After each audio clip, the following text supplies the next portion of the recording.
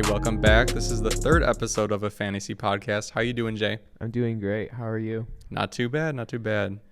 All right. So, Today we're going to be covering the NFC East and the NFC North, and we're going to start in the East. We'll go to the Dallas Cowboys first. ooh. Obviously, we got Dak Prescott at quarterback. I mean, QB1 to me. I mean, I don't think we need to say much here. He's coming off the ankle surgery. Have you seen anything that says that he's not going to be a full go? Nothing's come out. No, I'd monitor, but he's just one of those players that's locked in. Yeah, I don't know if he cracks the top 5 just because I don't know if his mobility is at the level of the Murrays and the Allens.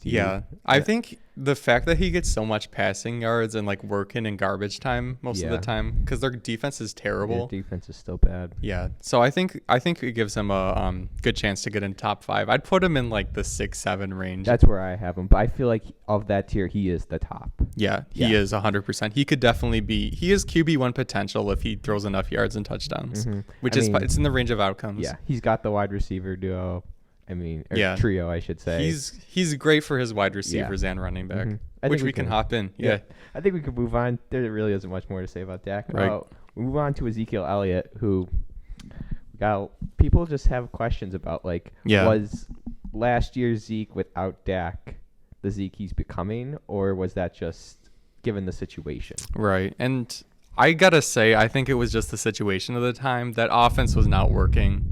You know what I'm saying? Yeah, it just was not going. Yeah. And I think we saw at the beginning of the year how well he was doing. I think he was like the running back. He was running back 3 or 3. Like he was in the top 3 at the beginning of last year, and I think that's a reasonable expectation for Zeke this year. I mean, he averaged 22.1 points with Dak, and even if he did lose a step, that average drop down to 18 at the most. Right. Yeah, I think that's still an RB1. Yeah, as long as Dak stays healthy, I think he's locked in. I would agree. I think, and the line needs to stay decently healthy. Hopefully. Yeah, there's not much to say. I think he's getting a little underdrafted this year. Like if you compare him to Saquon Barkley, I'm more of a Ezekiel Elliott fan this year. I would agree. I think it just depends on your league and how they value that group of running backs, because it's just kind of an interesting group there. All right, I think we can move on. Yeah, we can hop into the wide receivers here. A great wide receiving, probably one of the best trios in the league. One of the best for sure. I don't know how many trios could really. We got Amari Cooper leading the pack. I mean, I think Cooper. What was he wide receiver last year? I think 15. Yeah, something around there. He was still pretty decent with Dalton. And the backup, which is Ben DiNucci. My guy. Oh, my God. Yeah. I mean, if you're putting up 15th with Ben DiNucci and Andy Dalton, you're doing something right. He's definitely someone I'm targeting. Usually goes in like the 4th round. Yeah, I mean, I think he could easily push for at least a low-end wide receiver 1 in the 4th round. I don't know. Like, they attempted 639 passes last year. It's probably going to come down a bit. But maybe. I can't picture it going down to like 550. I honestly think that's going to keep up because their defense didn't get that much better this offseason, and it was terrible last year. I would, even if it goes down to 600, how is Cooper not getting at least 130 targets? Yeah, I honestly think it goes up, and I think that Cooper could be like a Stephon Diggs value of last year. Yeah. Who was probably going 5th round, 6th round, but gives you. Maybe not even to the dig, but like if he pushes into wide receiver 1, I mean, that is, I'm really comfortable if I go 3 running backs early. Yeah. Picking just up with Cooper. Because they have Cooper, that range of Woods, Deontay Johnson, DJ Moore. 100%. I think that Cooper's definitely someone who could be a wide receiver 1 this year. Yeah. Okay, we can move on. CeeDee Lamb. I like CeeDee Lamb a lot this year, but the one report coming out of the camp does kind of concern me. I think that last year he really thrived off playing in the slot, and they're talking about moving Michael Gallup there, and I mean, we saw Gallup 2 years ago really killed it in the slot, and then last year he didn't do a ton last year. No, he was efficient, moved him but outside. Yeah, so it's a big deal. I think Lamb still can do it on the outside. I think Lamb's ceiling is a low-end 1 because of the passing volume, but I don't think he reaches there. To me, he's more of an average wide receiver 2, but hella reliable. I think he's locked into 100-plus targets. Yeah. He's going to give you a consistent I think 10 to 13 every week. Yeah, and he's someone you can grab in your flex this year too. Mm-hmm. He's going to be a really good flex play. I don't know if there's a opportunity for an incredible ceiling, but I mean, I think you'd be better off with him than like a Cooper Kupp or something. 100%, yeah. And that's someone I avoid anyway. I think that CeeDee Lamb is definitely someone you could slide into your wide receiver 2 spot and just be happy. I mean, he almost pushed for 1,000 yards and on 74 catches with garbage at quarterback. Yeah, so I don't even think he played that much with Dak last year. Yeah. So he'll have such a big opportunity this year.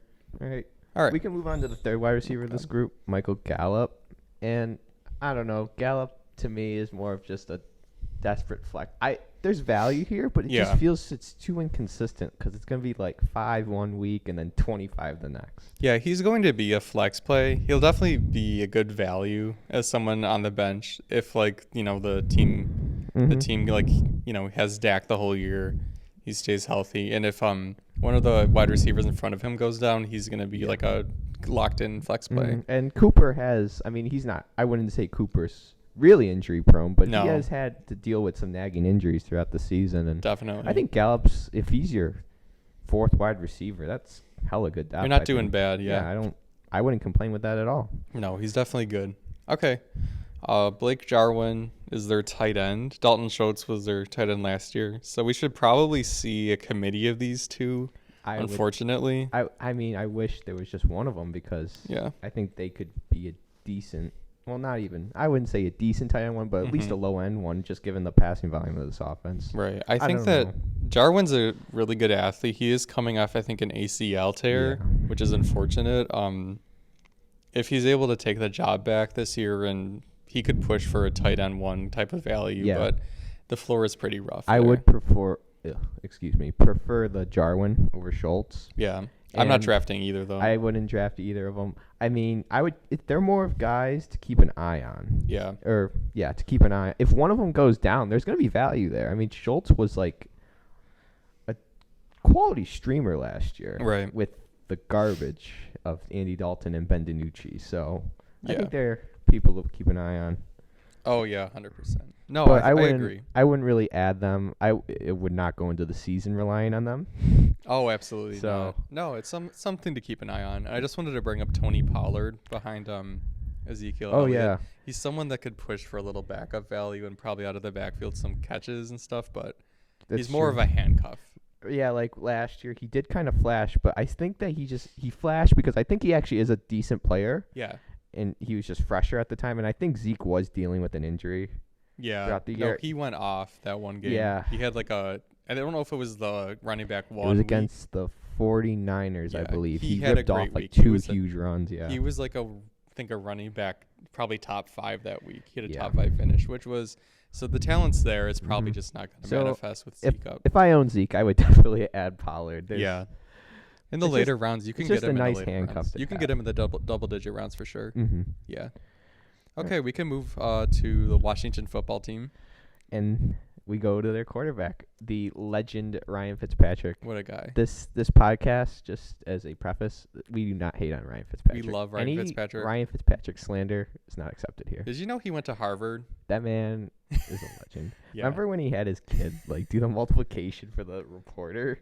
He's like, he just give him random numbers. Anyway, that doesn't matter. Right. Actually, I think Fitzpatrick's being really undervalued this year. I mean, he was pretty good last year with the Dolphins. I feel like he's just being slept on. I mean, he's got the weapons. Right. He's got Antonio Gibson coming out of the backfield, McLaurin, and Curtis Samuel. I think this is a pretty good offense that's getting slept on. I think he's getting slept on a little too hard in fantasy. Like, he's one of those players that no one drafts, but everyone picks up in the middle of the year to stream him for at least a couple of weeks in a row because he just goes off if he catches fire. And to be clear, I don't think he's going to be a QB1, but I think he's a fantastic streamer. Yeah. I mean, he did go to Harvard, which you know how they bring that up like 800 times. He scored really good on the Wonderlic. They're like, oh, he's a fundamentalist. That's what they say about all the white players. Oh, my God. No, he went to Harvard, so he's going to go off. I think he's getting slept on. If I punt quarterback in the draft, which is very often, I will pick up Ryan Fitzpatrick in the last round. And I mean punt. I mean like Matthew Stafford is gone. I honestly, I will. I would take Fitz over Matt Ryan. I'd take him over Matt Ryan. I'd probably because Julio's not there. I mean, I'd probably take Matt Ryan in that situation, to be fair. But I love adding Fitzpatrick. So. Oh. We are recording at school, and a cleaning lady just looked at us in complete fear. Anyway, we'll move on to the running back room. We got Antonio Gibson. I think he's primed to be their RB1 this year. I think they kind of, slowed him along and then kind of gave him the reins at the end. Right. I mean, oh my God! Like at the end of the year, if you drafted Gibson and had Gibson, you were so happy. Oh yeah, if you held on to him, so happy because that was the key though. Hanging on. He finished as like the RB13 and missed multiple weeks at the end of the year and played hurt in the last game. Yeah. I mean, there is no way he doesn't hit at least an RB2 finish this year. Oh no, at least he has to be an RB1. He's locked in. I don't think he's gonna be in the RB1 going into the RB1 tiers, but he'll be right in the first tier of RB1. Okay. That are low end, but definitely reliable. Not something that I would be worried about at all. Honestly, in my lineup. I think he has top 5 potential. I'm gonna call my shot on Antonio Gibson this year. He does because of the catching out of the backfield. I mean, they want him to. They want to get the ball more in his hands. And I mean, which doesn't really translate with Ryan Fitzpatrick's game. He tends to just like whip it down the field. He's more of a running play. Like he's not going to dump it off that often.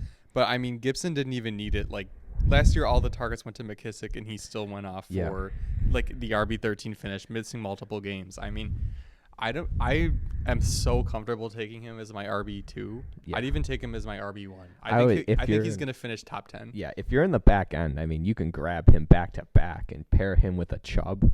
Ooh. I mean, so like we're planning on doing a mock draft today, and I'm hoping I get like mid to late second round so I can take Gibson, or like my other go-to is Coven, really, because he Gibson is getting slept on. So good. Yeah, and the line's good, and the line isn't. I don't know if they have a top 10 unit, but it's not. It is bottom up there. Yeah, like, it is a good line. It's a good line. The defense is good. I feel like they're gonna keep him in games. Yeah, Fitz. I believe in Fitz enough. I'm just really isn't much to worry here. Right. No, I don't really. The defense is amazing, so they're definitely going to be running near the end of games. It's just it's locked in. Yeah, I would RB1. I would be safe as a low end RB1. At worst, I would say you got a really, really good RB2. At worst. At worst. Take him. Yeah, take him. Okay. All right, next, we got Terry McLaurin, who finally has a real quarterback. Thank God. And I mean... Define real. Well, Alex Smith, I wish he had Alex Smith, back before he, destroyed his leg. Yeah. But, the average depth of target was horrendous, probably. I don't have the exact numbers, but... Yeah. It was probably bad. Moving Fitz forward, will chuck it to him. Right.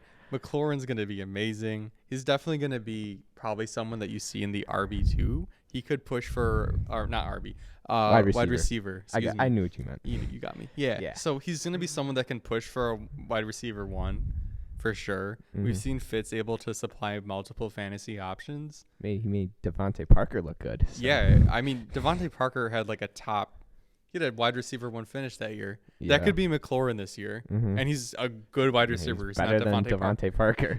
He was wide receiver 19 last year with shit. With, let's see, Kyle Allen, Alex Smith, Dwayne Haskins. God. And I think there was one more. Did he play with Heineke in the regular season? With Heineke, at the end. I think it was the last couple games. I could be wrong. Yikes. Don't quote me.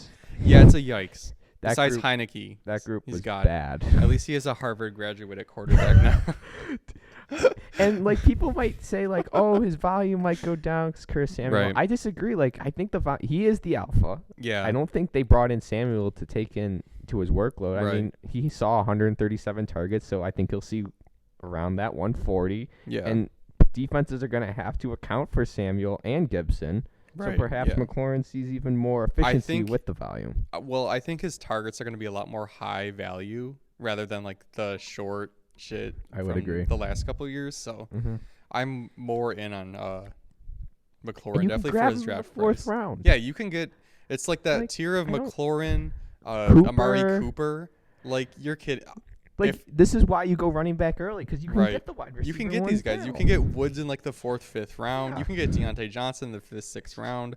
It's ridiculous. Yeah, unless the board truly just like the running backs are just like gone where you pick, I would not be like the running backs would have to be gone, but then you could land like a Calvin Ridley at the end of the second. Right. I wouldn't have a problem with that. Yeah. Since you have that pick, it would roll back around to the third where you could probably grab like a Clyde Edward-Helaire or 100%. even a Chris Carson. Yeah. So I mean, I would have just don't draft wide receiver really early. No. Especially two of them. Unless you're crazy. Let's not do you that. do you. You do you. Okay. We'll hit Curtis Samuel real quick just because new addition to this team, this squad. He's coming into a better situation than last year, and I think he had a wide receiver 2 finish last year. Yeah. Of some sort. I think he was wide receiver 25. So just outside wide receiver 2. They just got the ball in his hands and let him go. I think he won't get like the carries he saw last year when McCaffrey was hurt, but I think that there's not going to be 3 wide receivers like competing. It's going to be him, McLaurin, and that's it. He has a Harvard graduate. I mean, I think Samuel sees 90 to 100 targets, maybe I would say maybe like 20 carries. I think they could still utilize him. I think they're gonna push him a little for more targets this year. If I'm being honest, there's a world where he gets 115 to 120. There's a world. I mean, they brought him in. They wanted him. They have Ryan Fitzpatrick. It's a Harvard graduate. They're gonna push the ball down the field. 100% lock Curtis Samuel in.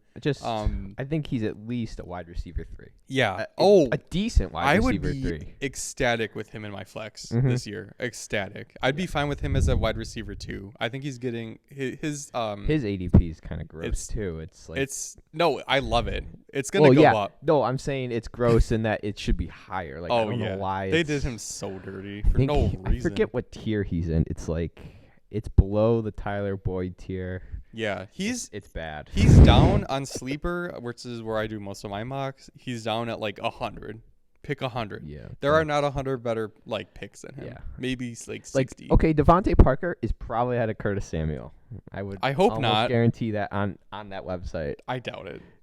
They don't like Parker. But they don't. Yeah. Well, all right. I know on I know on my website that I do that he's higher, and it's a joke. Fuck anyway, we can continue. All right. The wide receiver Logan 3, Thomas. We don't even need to cover him. Fuck Adam Humphries. We don't need to cover Adam Humphries. Shit. Yeah, sorry, Adam Humphries. So Logan Thomas last year, he kind of came onto the scene, especially late. I mean, I think he's a low-end tight end 1, but I think his targets are going to go down. I think he'll have higher value targets. I was going to say, I think that the value is going to be much better. Yeah. I think he's someone that will give you like a tight end 1. Probably lower tight end 1, but because of how awful the position is, it's going to actually look better. It's going to be a tight end 1 year for him as if he stays healthy. There's no way it's not. I just like in 80 to 90 targets from Fitz, I think is equal to 110 that he saw with Alex Smith or better, because it's just going to go up. I mean, he's tight end 3 last year. Yeah. Right. Okay. So we can move on from the football team to the Giants, to another football team, the New York Giants. They have Daniel Jones, who is a Duke graduate, not a Harvard graduate, and it shows in his play on the field because he straight up fumbles all the time. I just don't think he's good.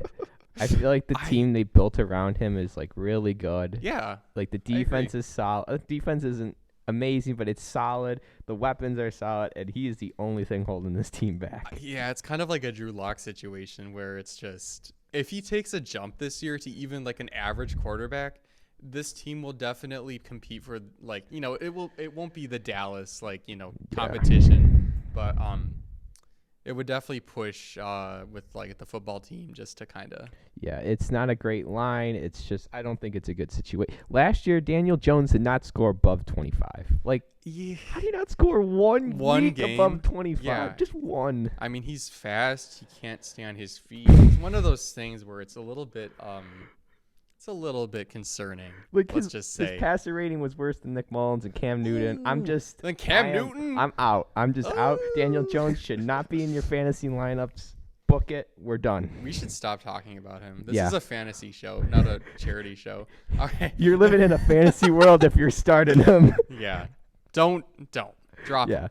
Cut him. All right. Saquon Barkley and This is a weird one for me because I feel like he's getting overrated by the fantasy community in general.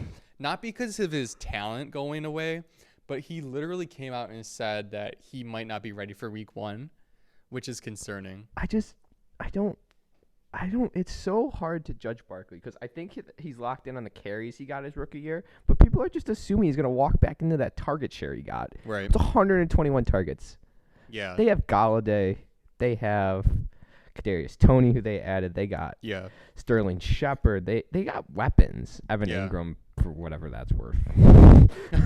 But like there are other people here, and Kenny Galladay was not paid to get targeted only 80 times. Right. Like, let's be real. They brought in Devontae Booker too. Yeah, who's a reliable backup. Yeah, and they also have Corey Clement who could take some catches away, maybe a little bit, especially if they start the year without Barkley. I could see there's a world where he finishes like at a low end RB1. Yeah, you know what I'm saying? Mm-hmm. So I think he's getting overrated by the fantasy community. Just the way I see it is that I feel like you don't win your league in the first round. Right. It's more like the 4th or 5th and 6th and just those late rounds. Right. You can lose it though, and he could lose it for you. He could. He could deliver the value, and we could be fucking idiots, but I don't think it's worth the risk. I agree. He has the talent to give you a Saquon like year every year, but just based on the injury and like the fact it's been 2 years, you're basically drafting him based on like 2 years ago. We haven't seen it in a while. He's been hurt. He's coming off an injury. He might not be ready for the year. If he was guaranteed locked in coming back from the injury, like ready for training camp and shit, book it, take him. I just don't see that right now. I'm just concerned, and if you miss on that pick, good luck. Right. I would take him at like spot number 8 or 9. I would go 8 or 9. Most. I'd go 8 or 9. There's so many more players I like above him, though. I don't know if I could justify it at 6. It's just so risky. I mean, okay, so let's say he doesn't get hurt. Yeah. He's coming off the ACL. What if he starts slow and you don't start getting the production for the first month? That's what I mean. Like if he was locked in ready for training camp, that's a different story. Like he's not. Like no one's saying like he's not even going to be there for camp. Injuries are so random, but like what if he comes in and the Giants, he's their franchise running back. They're not going to bring him back just to win the first 2 games. Yeah. Plus they suck. They would be better off going for a better draft pick. if he needs the time, like maybe the first couple weeks he only gets 10 to 12 carries, and they're like, we have Booker, and we can just just ease him along until he's ready, like truly ready. I don't know. I'm just scared. I'm very scared. I would avoid. I would avoid too and also keep an eye out on Devontae Booker. Monitor the training camp reports. He's someone you might be able to add and get some value out of. Of course, if he falls for some reason to the second round, take grab him. Yeah, but I'm just. From that range that he's going, I'm not comfortable. Let the casuals in your league draft him early. I'm just not. Kenny Galladay. This is an interesting one we can hop in on. Came over from Detroit. And the real problem here is this is a Daniel Jones problem. None of these takes here that are like sound weird for Galladay are going to be an anti-Kenny Galladay take because he's great. It's just inferior quarterback play. Yeah, it's going to be different than what he had in Matthew Stafford. I mean, he's someone I'm very comfortable taking it at ADP. To be honest, he's a wide receiver 1. They paid him very much to be the wide receiver 1 there. I'm just concerned with Danny Dimes. I mean, I think the volume will be there, and he's talented enough to push low-end wide receiver 2 numbers, but like I just don't see the ceiling because of Daniel Jones. I agree. Yeah, I agree. I think he's going to give you a wide receiver 2 year, probably like wide receiver 20. He's someone I'm very comfortable taking because of his upside, though. Because if Daniel Jones does take a step, he could give you a wide receiver 1 year. Yeah, it's just Danny Dimes not throwing. It's a very risky situation. Yeah. All right, we can hop into. I mean, we got Kadarius Toney. We can talk about. We can kind of group these into. So we got Kadarius Toney, Darius Slayton, and Sterling Shepard that round out this group. And honestly, Sterling Shepard and Kadarius Toney, they're just kind of there. Yeah, Shepard's talented, but it's not really because he just seems like to be always injured or something. He's just and like when he does play, it's just like I mean I guess if it's you average. Need a flex, okay, 10 to 13 points, maybe cool. Maybe like 7 to 10 points. Like he has actually pretty good. Like last year, he had like 10 to 13 most weeks he played. Oh, but really? Like, it's just there's no like ceiling. I mean, I guess if you want to start, I don't. Also, maybe he is more talented, but Danny Dimes. That's true. We really don't know. He's a good player, though. He's a good he's player. He's someone that you could plug in, someone yeah, you could but take then late. But also, he plays the slot. Kadarius Toney, where is he going to go? The slot. Yeah, that's I mean, true. they picked him. They're 25th overall. They love him, or 20th overall. They obviously like him. Yeah. I don't know. I feel like they just cannibalize each other. And Danny Dimes throwing the football. Not literally. If we don't even like Kenny Galladay too much, then how are we going to like the other options? Yeah, I agree with that. I mean, Darius Slayton might give you some weeks. Yeah. I'm okay with having him as like a high bench, like low flex play in that range, but we can move to Evan Ingram on that note. If he could catch the ball, he would be a talent. He cost them the playoffs. Yeah, he would be a talent if he could catch the ball. He's definitely a talented player, very fast. I think a first-round pick, and he's probably going to give you a Logan Thomas, like, the take on Logan Thomas. He's probably going to give you a low-end tight end 1 year. I feel like it's going to be low-end tight end 1 because of how bad the tight end position is. And it's going to feel awful. It's going to feel disgusting. It's so inconsistent. Yep. It's like a dart throw most weeks. And Kyle Rudolph is there. I don't think Kyle Rudolph's going to take significant targets. But just be out there, though. I would try to avoid Evan Ingram. Right. I'd much rather have a player like Tyler Higbee. Yeah, there's just no ceiling here, really. It's Danny Dimes and it's Evan Ingram, and it's just, man. It's kind of gross. I'm good. Hopefully he learned how to catch at tight end university. That and he must not be named Knox, who plays for the Bills. Did you see Tim Tebow was not invited? Of course not. He's a quarterback. They could have had him back there throwing to those guys. Not like Dawson Knox would have come. No, Dawson Knox would. I mean, it probably would have gone over his head, to be fair. If Tebow ever released it from his hand, like it probably would have gotten stuck there just because it took him so long to throw it. Dawson Knox is not Dawson good. Knox. Maybe the Bills should trade for Tebow. It'd be an improvement. We need Zach Ertz. I'm not saying that Zach Ertz is like elite anymore, but he's washed. Is washed Zach Ertz as good as Dawson Knox, though? Dawson Knox just was born washed. Okay, we're taking too long on this. We're moving on to the Eagles. Eagles. QB Jalen Hurts. Hurts so good. I think Hurts. The rushing volume alone pushes him into a low end QB1. Yeah. The guaranteed. Rushing, and then you're just banking on the passing improving. Right. It's like a Lamar situation, basically. But I think that teams this year will have him more figured out than at the end of last year. Like, he just came in when it started going off. There's no tape on him. They didn't know like what they were getting into. He went off a bunch of weeks. I think they're going to have him a little better figured out this year. I think he'll be a little more prepared this year too. So he probably pushes for that low end QB1. That's all I really have to. It's kind of similar to Josh Allen, but just listen to me. So his rookie year, Josh, he was like 53% completion percentage, pretty bad. Right. And Jalen Hurts, kind of the same thing. I think to push into that low end, to push further into that tier, you have to improve it to 58. And when Josh got weapons, John Brown and Cole Beasley that next offseason, it improved to like 59. Right. And I don't know, is Jalen Hurts inaccurate?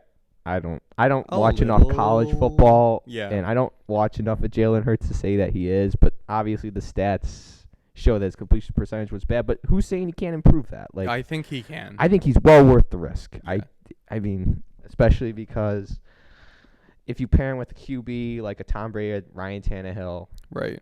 I just don't know why you won't chase that upside. I think the upside is there. Yeah, 100%. Definitely someone to look at in that range. Mm-hmm. Okay, we can move to Miles Sanders. I don't like Miles Sanders. I hate Miles Sanders this year, and it's mostly because of his ADP.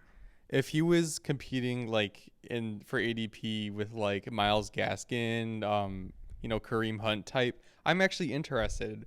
But for some reason, he's still going in he's going with the Carson second, group. Third round.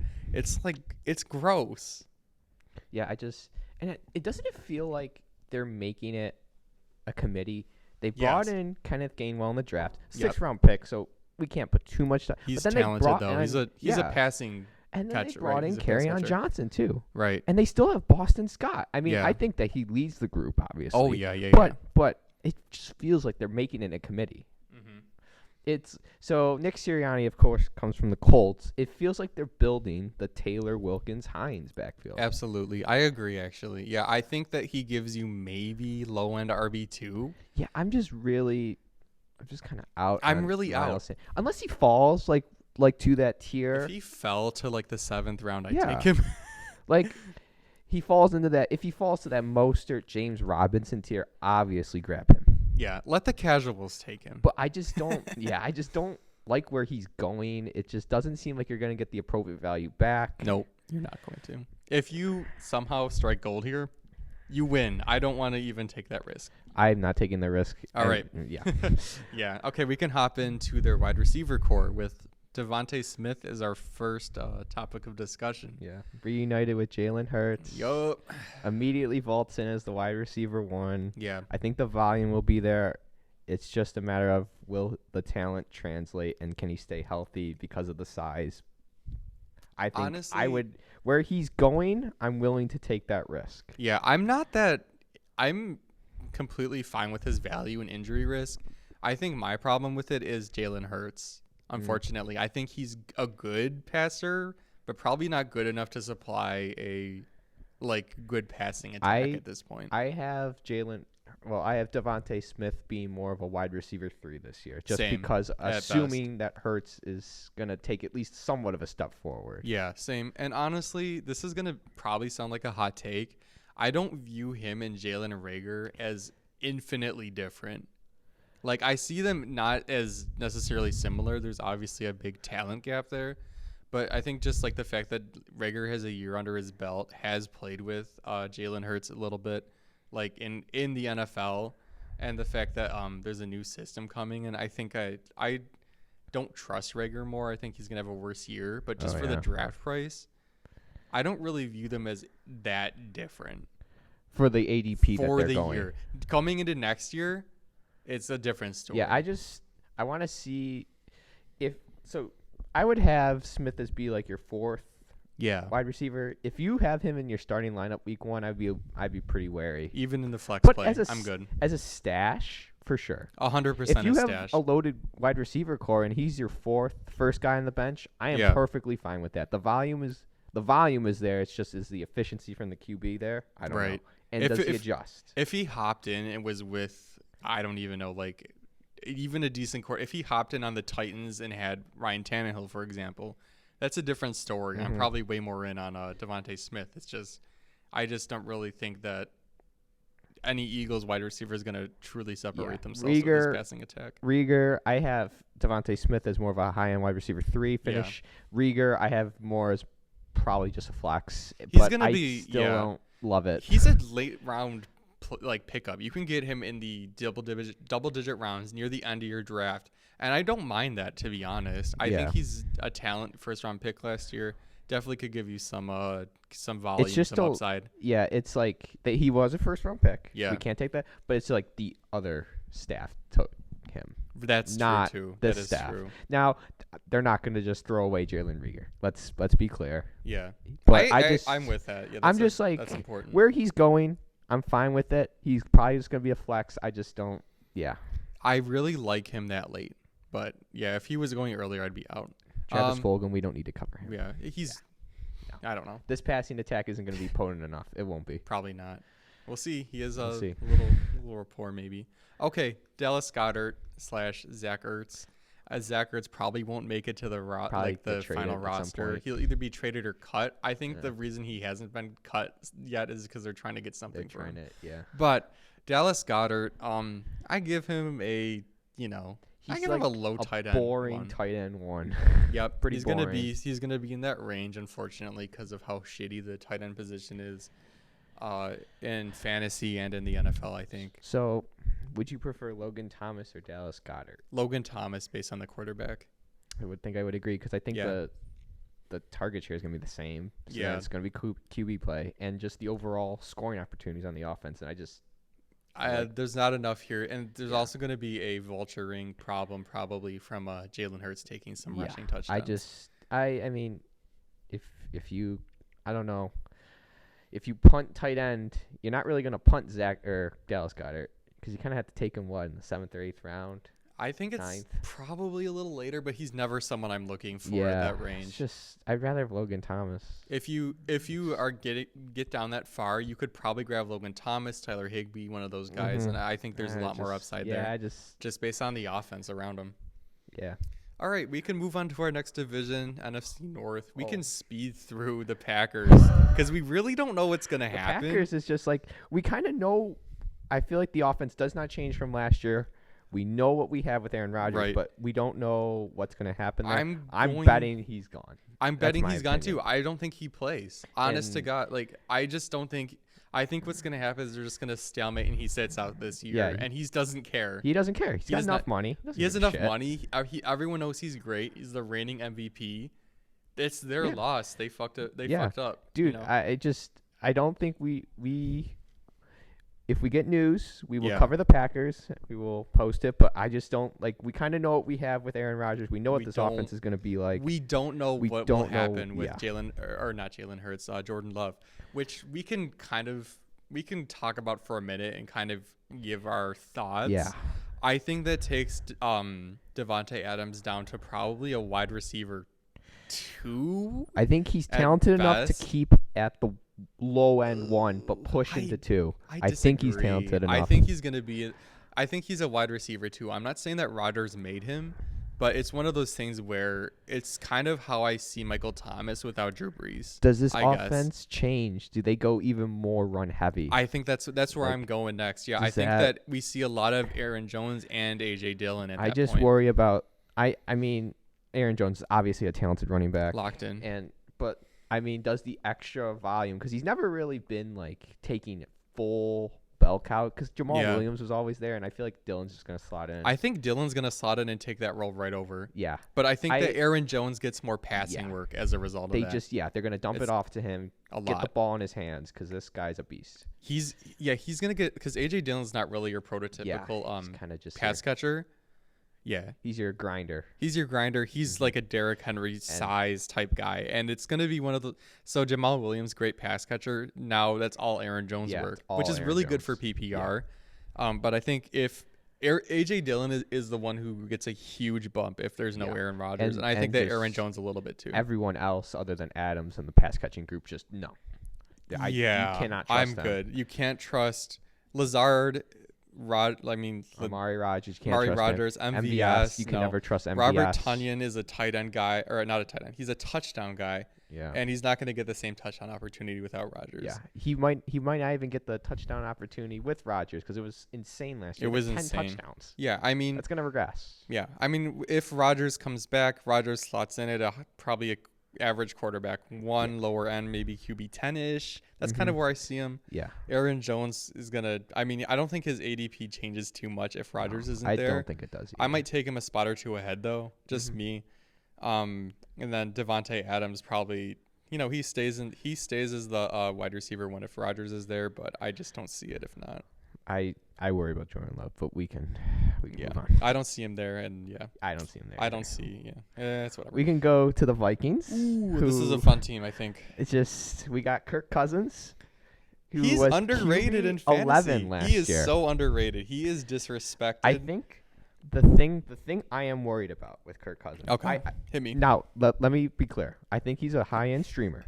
I think he's a really good streamer. Right. The only thing that I'm worried about is that the defense improves, so the passing attempts go down. That's what happened last year. I don't want that defense year to get good. Yeah. Because the volume was just like it never been before. And, I mean, obviously he doesn't provide anything running, but, I mean, he was still a good enough streamer. Yeah, I think that he's disrespected. He will still finish probably between QB 10 and, 16 in that range somewhere. So maybe low-end QB1, high-end QB2. But he's not going to give you, a super consistent. He's going to be, a boomer bust type of. Especially with his wide receivers and, matchup dependent. It is very matchup dependent. And, I mean, it depends. Sometimes Dalvin Cook's going to take a screen to the house. Sometimes he's not. Yeah. So that depends on that. Someone I'm willing to take if I punt quarterback. Someone I see, he's kind of in the same, conversation as, Fitz or Matt Ryan, kind of. Yeah. One of those guys. Yeah, that's the only thing I have to worry. But even then, they're not going to decrease by too much. Yeah. He's still a streamer, in my opinion. Yeah, Don't think he'll ever push QB1, but we can move on. He could. I think. Could he? I don't know. I think there's a world, right? They just got a new OC who is They could. I guess he could. He could push. You mean like QB1 on the year? No. Or just like a low QB1. end QB1. Oh yeah. No, he's someone that absolutely. I was gonna say you gotta clear that up. I don't want to make sure I'm not making a stupid ass take. So he's someone that could push for like a QB10, 100%. He was QB 11 last year. So he did it last year. Yeah. So I mean, we've seen it. It's not inconceivable. I personally don't think it will happen, but it's not inconceivable. Yeah. That's the thing I think. I don't think it's unlikely that he finishes in that range. Mm-hmm. Okay, we can move on. Dalvin Cook. Beast, amazing. Workhorse. The only thing to worry about is there is a new OC, but he's literally coming in with the same system pretty much, I think. Yeah, they're not going to change that. No. He's the second pick in the draft. If you're not taking him second after McCaffrey, just quit. You need to start listening to this podcast more often is all I'm going to say. I mean, he was RB2 last year. Right. And he didn't have a 6 touchdown performance that Kamara did. Oh, that was the best. Thank you, Kamara. Also, God-tier performance. I was on a bye week during that. Can I bring that up? Sure. That hurt my soul. Sucks. That sucks. I mean, it was fun, but it was honestly like if that happened during the finals, and I just shitted on my opponent. Remember the cleats? His cleats were sick too because it was Christmas. And they fined him, and then they wanted him to send him to the Hall of Fame. Like, fuck you, NFL. The NFL's stupid. I love how the NFL's like with the quick tangent. I love how with those stupid fucking fines, it goes to charity. Bull fucking shit. It goes to Roger Goodell's that goes to Roger Goodell. Wife. Yeah, it doesn't. That's just, it's fucking scummy what they do. It is terrible. Anyway, we'll move on to their wide receiver core. Yep. We got Justin Jefferson. Wide receiver 1. Last year. Just bursted onto the scene. 125 targets. Turned that into 88 receptions. Yeah. 1,400 yards. 7 TDs. Not too bad for a rookie. I think he was top 5 in he finished, wide receiver 6? He was wide receiver 6. He was wide receiver 6. Jesus. And he didn't really play the first 2 weeks. And he missed 2 games. Well, he didn't miss them, but he missed them. He didn't play. So if you take his average from those games, from the rest of the season, just plug him in there, he was wide receiver 4 then. He's God. I mean, if you see him for some reason his ADP is like 3rd round, like beginning of the 3rd. Yeah. Take him. Take him. He's amazing. That's all. Imagine pairing him with your 2 running backs from the first 2. And then you just grab I don't know, a Robert Woods and Amari Cooper. Oh my God. There really isn't. There's not much to say. Cousins isn't going to regress, and the target share is not going to go up. He's great. Or down, I should say. It's just kind of. I'm going to great. guess it stays pretty much the same. Yeah. I don't think we need to say much more. Okay, and then we have Adam Thielen, who last year was more of a touchdown-dependent kind of player, which is different from his usual. Mm-hmm. There's obviously a connection, though. There is. I think he's going to regress a little bit just because of 14. age. That was incredible. 14 TDs. Yeah, I think he's probably going to be in the wide receiver 2 range. He's definitely worth his ADP. It's disrespected as usual, but yeah. He's a fundamental guy. He's big on fundamentals. He's just a wide receiver. I think he's just a average wide receiver 2. Yeah. He's going to have not truly down weeks, but he's going to have weeks that you're like, and then there's going to be weeks you're like, oh shit. Let's go. Let's go. Yeah. Yeah. He's definitely.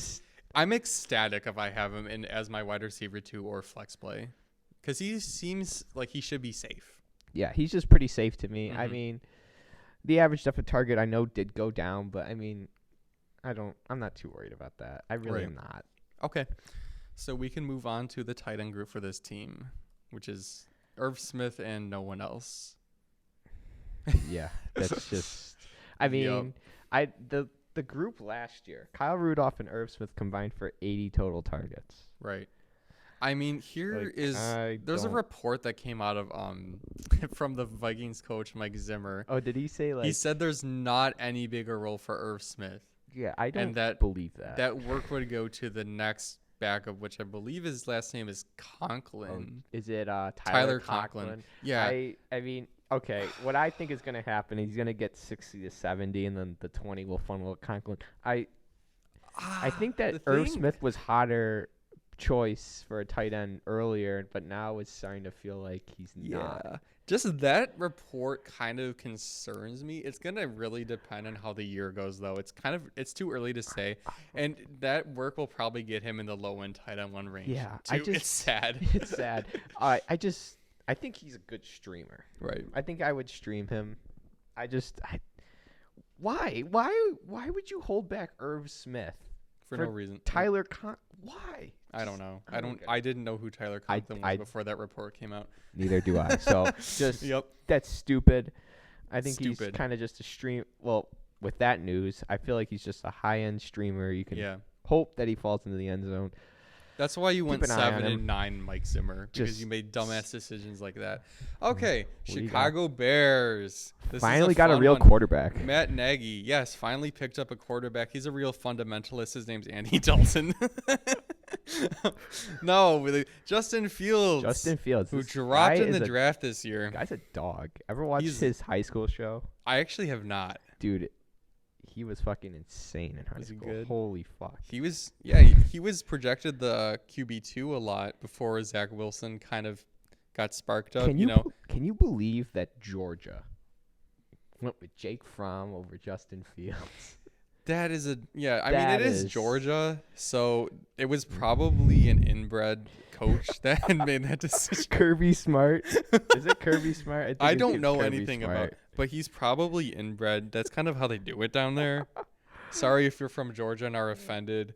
I don't want to, I'm sure your brain cells are kind of popping right now at that news. I'm sorry. Okay, Justin Fields. Hopefully he sees the field by the middle of the year. If he does, he will be like that Jalen Hurts type thing where it's like he's gonna come in and run and get you some targets. He definitely he's a better passer. He's a better passer too. He could definitely come in and be a QB1, like low one QB1. He's got the weapons too. He's got Allen Robinson and Darnell Mooney. I think that he could really be a nice Mooney. Bench stash and It's the same. We're not there yet. It's the same way I feel with Trey Lance, where it's just like someone to take near the end, put him on your bench. I think fingers crossed he gets in there. I think they throw in Fields. I think I was looking at their schedule. It feels logical that they would throw him in week 4. I agree. Because it would be against the Lions, I believe. That is just they suck. So it'd be an easy first You're not game. starting in week 1 Sunday Night Football against the Rams. That is just feeding into the Lions. Don't do that. What the fuck? They won't do that. Yo. Yeah, maybe they could start him against the Bengals. Nagy said that they're gonna start Dalton, which is premature, and also Nagy's an idiot. So hopefully he gets fired by the end of this year. Yeah. So they get a real coach in there. It's kind of one of those Adam Gase situations where it's like he's not as bad. He's close. This roster is really good, and it's definitely held back by the coaching. Why the fuck is Nick Foles still there? No way he's still there. Is he? I think he is. No way. Right. He can't. There's no way. Side tangent, by the way. His contract was huge, is what I'm like. Let's see. Nick Foles. Holy shit. I think he's still on the team. Wow. That is. Oh, okay. Let's go, Nick. So if they start Nick Foles. Big dick Nick. Whoa. Language. Well, that's what they called him during the playoffs in Philly. I mean, it probably is big. I'm talking about. Holy. That's not what I'm talking about. What are you talking about? Holy. His penis. Holy moly. We got to get off this tangent. No, let's stay on that. Okay. David Montgomery at the running back spot, and we have Tariq Cohen coming back off the ACL. See, Matt Nagy loves Tariq Cohen, so that's why I really severely downgrade Montgomery Little Dick this year. Tariq. Like, I got him more as a low-end RB2. He was RB4 last year, but, like, that last season stretch, I mean, that schedule was... The schedule was godly. So he got all the work. That was an outlier by a lot. So, I got him as a low-end RB2. Maybe an average RB2. Right. They brought in Damian Williams, which is interesting. Yeah. It's interesting. I think he could push for a lot of the passing work over like a Tariq Cohen if Cohen isn't ready to go. I don't think Matt Nagy can help himself. No.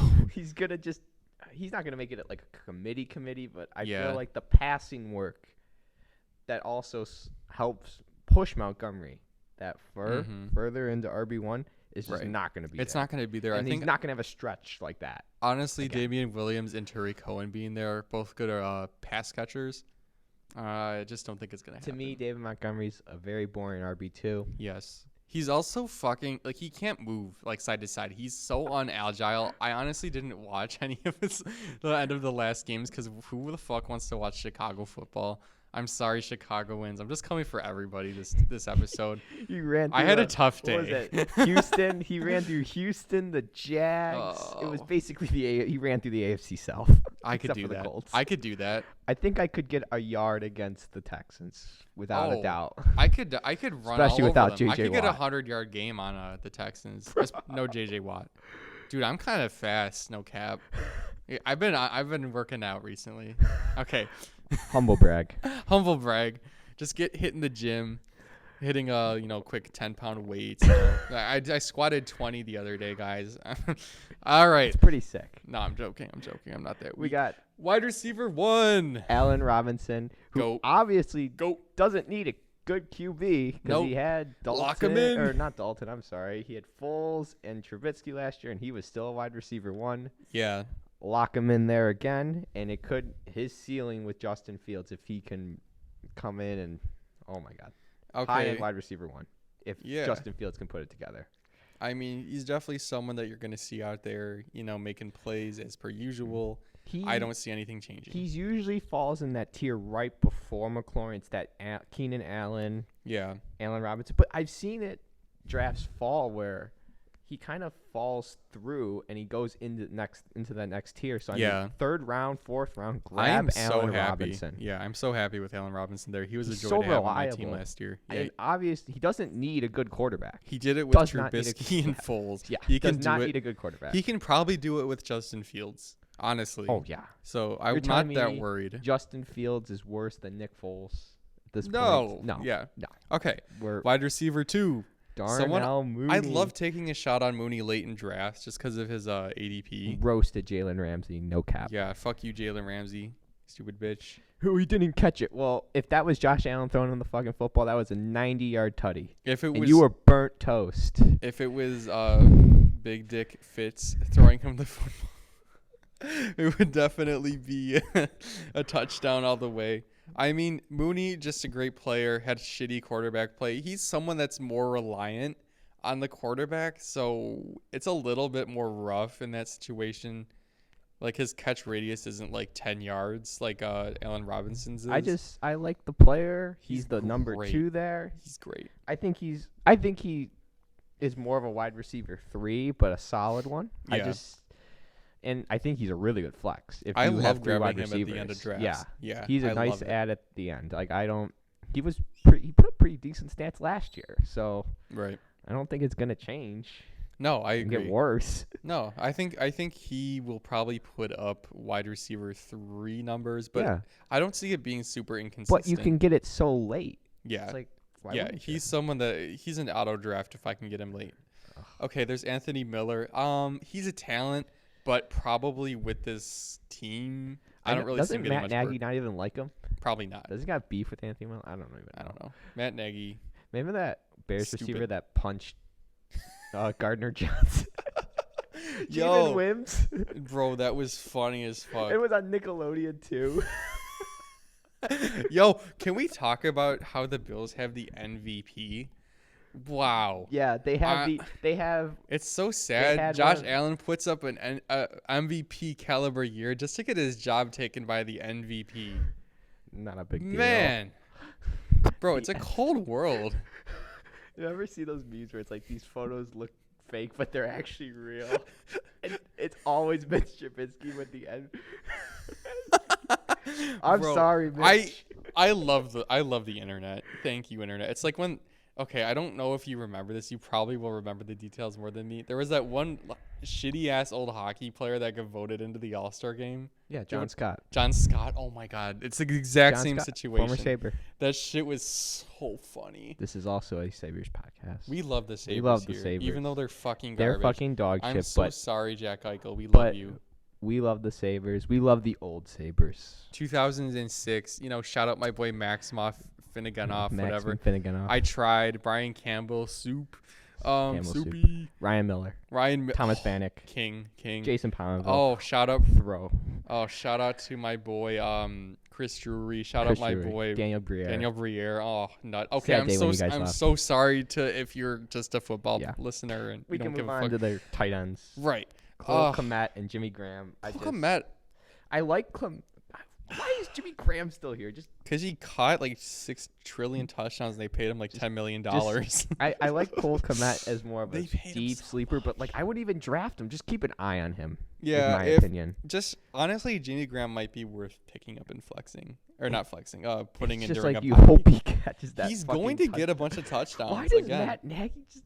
Because have you seen his contract situation? I have not. It's ridiculous. He's making like $10 million this year. I swear to God, and it's like, what are you doing? How is he making that one?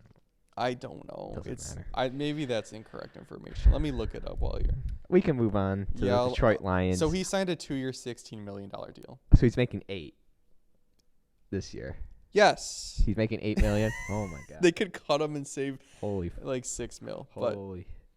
They would take on a lot of dead cap. Anyways, Detroit Lions. Detroit Lions fans. I genuinely feel bad for you guys. I'm sorry, you guys. Sending out love.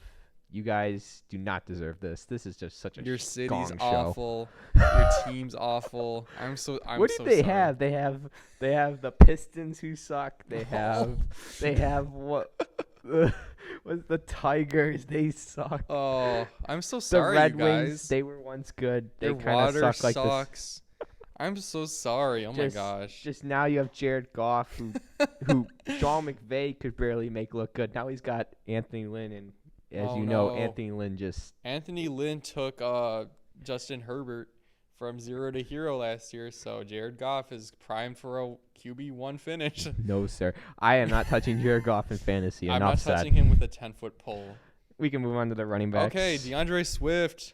I loved DeAndre Swift before they brought in Jamal Williams. Yeah, I'm just not in on this offense, to be honest. The it's one of those things putrid. where it's going to be – he probably finishes like a low RB2, which really doesn't coincide with his draft price this year, unfortunately. He's getting taken – He's going before Carson. He's like – why is he going before going him? at like the end of the second round where you can get Gibson. You could probably find someone like – I'd take Hilaire over him. Oh, I'd take Hilaire over him any day. He's probably below Dobbins for me too. Yeah, it's just his offense is putrid. Yeah, it's bad. And then Jamal Williams probably offers a little value later in the draft, and especially if Swift gets hurt. Yeah, with the concussions. Yep. That sucks. So there's a chance that if you're taking DeAndre Swift, you probably want to take Jamal Williams late because he's going late. I would just try to avoid this at all costs. If you decide to go, I wouldn't. I personally am just avoiding Swift in general. I'm fine with Swift in like the mid to late third, but he's not going. You'd have to fall for fourth for me. He'd have to fall. I think he's better than the tier. I think he's about the same as Carson for me. He is like Chris Carson. Is he in the Carson tier, but Carson's above him? They're probably back to back for me. I'm probably taking Carson because of the offense. But he always gets hurt, so it's kind of one of those things. Carson always does get hurt. That's true. Yes. Okay. So we're moving on to the wide receiver core. Oh my God, this room is just like, let's just grab a bunch of shit. Yeah, and throw it together, and then have Jared Goff throw them the ball. We got Brashad Perriman, Tyrell Williams. Had one good game and sucked last year. Tyrell Williams didn't even play last year. Did he get hurt? Yeah, he got hurt. Probably, yeah. He's always hurt. And Quintez Cephas. I don't know who that is. He's just like, I think this is his second year. Oh, okay. He's a draft pick last year? Yeah, Nope. Well, okay, and then here's the wide receiver one on the team, T.J. Hawkinson. Hawkinson, man, it's just... Ooh. He's going to have targets, but they're coming from Jared Goff, and what our defense is going to say? Well, we're not worried about the receivers. Nope. Let's just shadow the shit out of T.J. Hawkinson. Yeah, he probably draws the best probably coverage. Yeah, I mean, he's going to be a quote-unquote high-end tight end one, but it's only because of how bad the tight ends are. We saw Higbee get some super, I don't know, just like high target, high volume games from Goff. So there's a chance, and it's also Herbert last year didn't really throw it too much to Hunter Henry. It was like average kind of. So I think they're bringing that offense over. So I don't really see him being a amazing tight end, but he's going to finish probably like tight end 5, 6 or I mean, the only other tight ends are the big three and Mark Andrews probably. Yeah, that finished just like. And then I take how bad Hawkinson. the tight ends are. Yeah.